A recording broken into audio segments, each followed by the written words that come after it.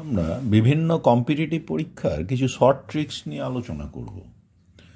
আজকের ক্লাসে জিওমেট্রিক্যাল অপটিক্সের ব্যাপারে কয়েকটি শর্ট ট্রিক্স নিয়ে আলোচনা করব, যেটা জেইই মেন বা নিট এই ধরনের পরীক্ষায় টাইম ম্যানেজমেন্টে খুব সুবিধা করে দেবে। এই রকমই একটা শর্ট ট্রিক্স। ধরো একটা অবতল দর্পণ বা কনকেভ মিরর আছে, এর ফোকাস দৈর্ঘ্য F, focal length of the mirror is F. এখান থেকে একটা বস্তুকে ইউ ডিস্ট্যান্সে রেখেছ। An object is placed at a distance u from the pole of the concave mirror. যদি ইউ এর মান F plus minus F by N হয়, তাহলে সেক্ষেত্রে ইমেজ ডিস্ট্যান্স বা প্রতিবিম্ব দূরত্ব হবে এন ইউ। যদি ফোকাসের থেকে বেশি ডিস্ট্যান্সে রাখি তাহলে F plus F by N দিয়ে কাজে লাগাবো, আর ফোকাসের থেকে কম দূরত্বে রাখি তাহলে F minus F by N. এবার এনটা কি? এনটা হলো বিবর্ধন। এন না বলে তুমি এমও বলতে পারো, তাহলে এটা এম ইউ হয়ে যাবে। যেমন ধরো একটা অবতল দর্পণের ফোকাস দূরত্ব 20 centimetre. The focal length of a concave mirror is 20 centimetre. আর ধরো এই অবতল দর্পণ থেকে কনকেভ মিরর থেকে 30 সেন্টিমিটার দূরে অবজেক্টকে রেখেছো, তাহলে ইউকে কি লিখবো? ইউকে লিখবো F plus F by M আকারে, কারণ ইউ গ্রেটার দ্যান এফ। তাহলে কত হলো? 20 প্লাস 10, এই হলো ইউ। 30কে লিখে নিলাম, 20 প্লাস 20 বাই 2। তাহলে দেখো এম এর মান কিন্তু এখানে 2।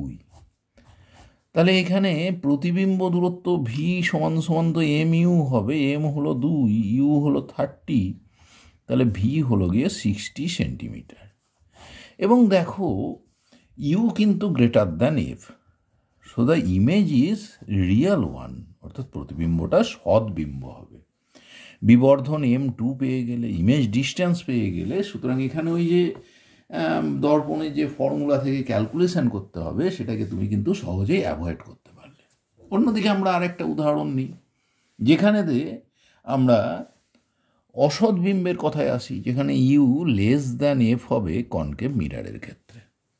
ধরো তোমাকে বললো 15 সেমি দূরে বস্তুকে রাখলে, তখন কিন্তু আমরা বলেছি ওই অবতল দর্পণ এফ যেখানে ছিল 20 সেমি, তাহলে ইউ লেস দ্যান এফ, নিশ্চয়ই বুঝতে পারছো।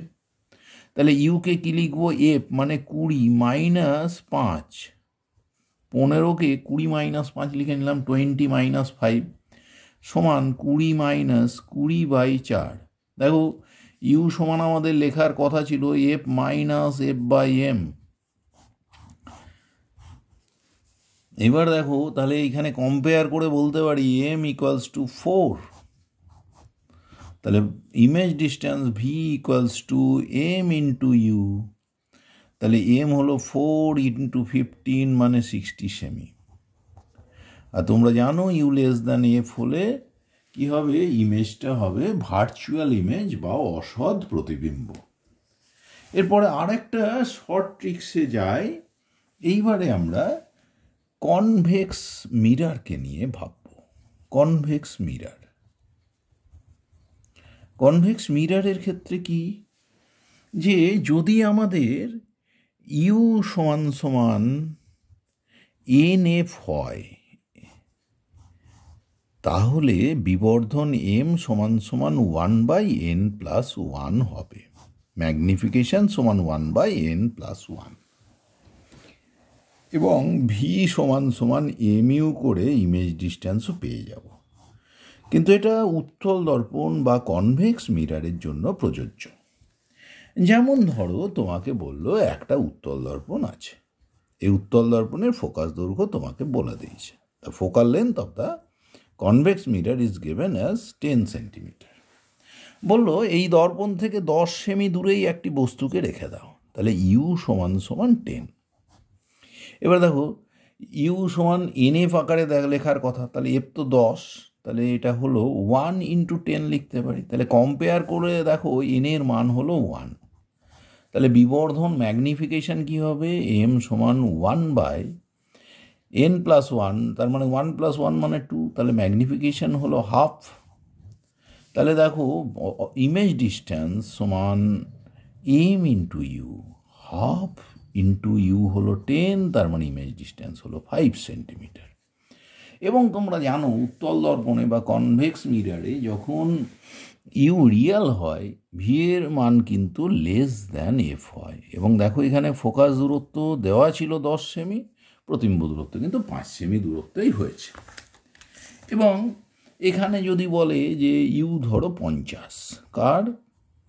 কনভেক্স মিরার বা উত্তল দর্পণে, তাহলে এটাকে কি আকারে লিখবে? ফোকাস দৈর্ঘ্যের গুণিতক আকারে। ফোকাস দৈর্ঘ্য তো 10 সেমি বলাই হয়েছে, তাহলে দিস ইজ 5 ইন্টু 10। তাহলে দেখো এই যে এন, যার সাহায্যে আমরা প্রকাশ করতে চাইছি, এনের মান কিন্তু কম্পেয়ার করে 5 পেলাম। তাহলে বিবর্ধন এম সমান 1/n+1, তার মানে 1/5+1 মানে 1/6। তাহলে ভি কেমন হবে? তাহলে ভি সমান হলো এম ইউ, এম হলো কত? 1/6 আর ইউ হলো 50, তাহলে 50/6 মানে 25/3। এইভাবে অত্যন্ত সহজে আমরা উত্তল দর্পণের ক্ষেত্রেও ইমেজ ডিস্ট্যান্স বা প্রতিবিম্ব দূরত্ব, বিবর্ধন বা ম্যাগনিফিকেশন পেয়ে যাব।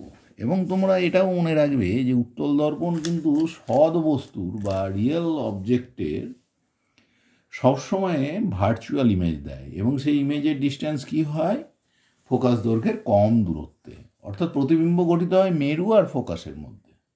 কিন্তু যদি উত্তল দর্পণে যদি অভিসারী রশ্মি পড়ে অসৎ বস্তুর কথা যদি আসে, এবং ইউ যদি তোমার লেস দ্যান এফ হয় অসৎ বস্তুর জন্য, অভিসারী রশ্মির জন্য, তবেই কেবলমাত্র উত্তল দর্পণ কিন্তু সৎবিম্ব দেবে। এই রকম শর্টকাট ট্রিক্স কিন্তু তোমাদের টাইম ম্যানেজমেন্টের ক্ষেত্রে একটি গুরুত্বপূর্ণ ভূমিকা নেবে। এটা বলাই যায়, অনেক ক্ষেত্রে দেখা যায় অনেক ভালো স্টুডেন্টও, অনেকে খুব ভালো পড়াশোনা করছে, কিন্তু এই শর্টকাট ট্রিক্সগুলো তার নখদর্পণে নেই, তখন তার আনসার করতে কিন্তু অনেক বেশি সময় লেগে যায়। সুতরাং এই ট্রিক্সগুলো তোমরা ফলো করতেই পারো।